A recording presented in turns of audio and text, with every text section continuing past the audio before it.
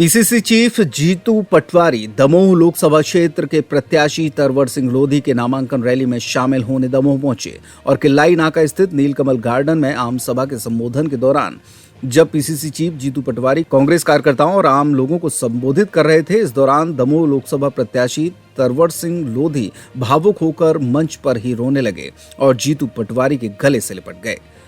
दमोह पहुंचे जीतू पटवारी ने मंच से भाजपा और प्रहलाद पटेल से 5 सवाल पूछे, जिसमें उनका कहना था कि 2014 में भाजपा ने जो वादे किए थे वो आज तक पूरे नहीं हुए। क्या हुआ? किसने की डबल इनकम? क्या हुआ महंगाई का? क्या हुआ काले धन का और 15 लाख रुपए का? क्या हुआ समर्थन मूल्य में 3100 रुपए और 2700 रुपए के दामों का? और क्या हुआ 3000 रुपए लाडली बहनों को देने वाले वादे का? और 450 में गैस सिलेंडर देने वाली बात पर भी निशाना साधते हुए जीतू पटवारी ने कहा कि ये धोखा नहीं है तो क्या है। जीतू पटवारी ने दमोह के पूर्व सांसद प्रहलाद पटेल पर निशाना साधते हुए कहा कि प्रहलाद पटेल 10 साल से दमोह में सांसद रहे, लेकिन बेलाताल को कीचड़ और गंदगी से मुक्त नहीं करा पाए।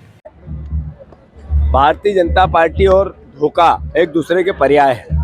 आपने 2014 में जो वादे किए, जो भावना व्यक्त की, वो आज तक पूरी क्यों नहीं हुई? क्या हुआ मोदी गारंटी का 2 करोड़ रोजगार का? क्या हुआ किसानों की डबल इनकम का? क्या हुआ महंगाई का? क्या हुआ काले धन का? क्या हुआ 15 लाख का? क्या हुआ 3100 के दाम का?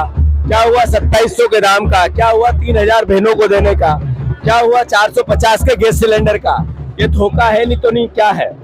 अभी आपने कहा हम प्रहलाद पटेल केंद्र के मंत्री थे, उनको राज्य का मंत्री बना दिया और कहा हम मुख्यमंत्री बनाएंगे। उमा भारती ने बीजेपी को सींचा और उमा जी को प्रचार समिति में लेने लायक नहीं समझा। ये अपमान है या नहीं है?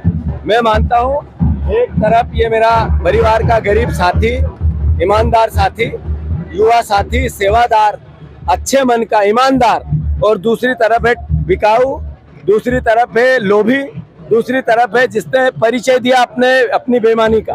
तो ईमानदार और बेईमानी का चुनाव है। दमोह की जनता से मेरा आग्रह है कि मैंने 5 सवाल किए हैं। एक, आपके बच्चों को रोजगार नहीं है, पर बीजेपी के नेताओं के बच्चों के पास रोजगार है, इसके दोषी वो है कि नहीं है?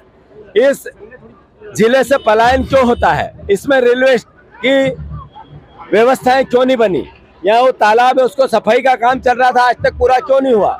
किसानों की इनकम, उनकी आय, उनके फसलों के दाम क्यों नहीं दे पा रहे हैं? ये सवाल आपके घरों में है। वोट देते वक्त याद रखना, खासकर संविधान से प्यार करने वाले परिवार के लोग। एक तरफ वो लोग हैं जिनको 400 सीटें चाहिए इसलिए कि संविधान बदलना है, और दूसरी तरफ वो लोग हैं जो संविधान की रक्षा करना चाहते हैं, आपके वोट के अधिकार को सुरक्षित रखना चाहते हैं। इसलिए सोच समझ के वोट दो और कांग्रेस को वोट दो। धन्यवाद।